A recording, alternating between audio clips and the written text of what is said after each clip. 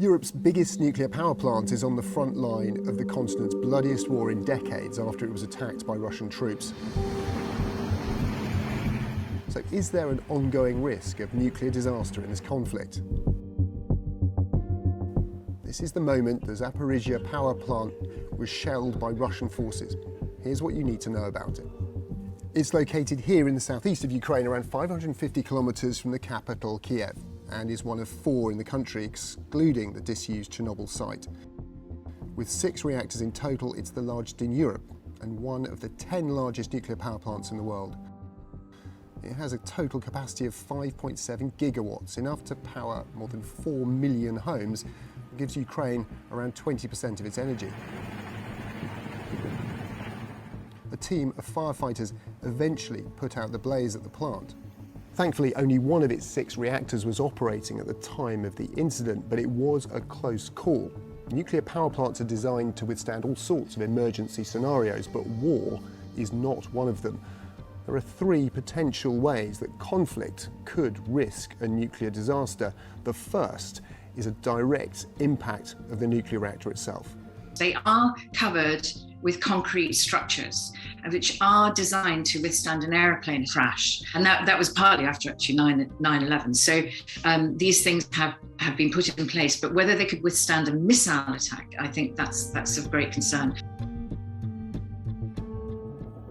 This is what happened at Chernobyl in 1986. A reactor melted down and caught fire, releasing huge amounts of radioactive material. Even in the worst case scenario, we won't see a repeat of this. A different reactor design, the VVER, is now used across Ukraine. They're contained within extremely strong steel pressure vessels, and those are contained within a concrete building. A second and more realistic scenario is a reactor's cooling system failing. Cooling water is vital to preventing nuclear fuel in the reactor overheating and leading to a meltdown. If cooling systems failed or were deliberately targeted, the worst case scenario would be similar to Fukushima's nuclear disaster in 2011. Here, after a tsunami knocked out the reactor's cooling system, it released significant but far less radiation into the environment. Finally, there's the issue of spent fuel. Once used to produce nuclear power, highly radioactive fuel waste must be stored before disposal.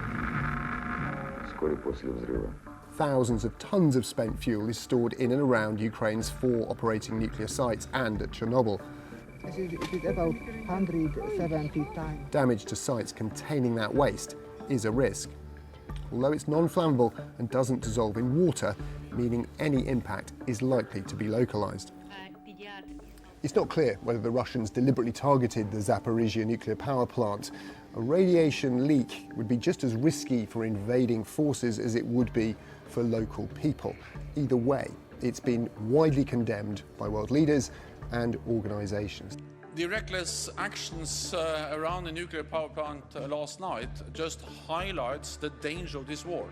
This is a threat to European security and stability, and we need those responsible to be held to account. The International Atomic Energy Agency has condemned the incident, and its Director General today volunteered personally to go to Ukraine with a team of experts to ensure Ukraine's nuclear facilities remain out of harm's way.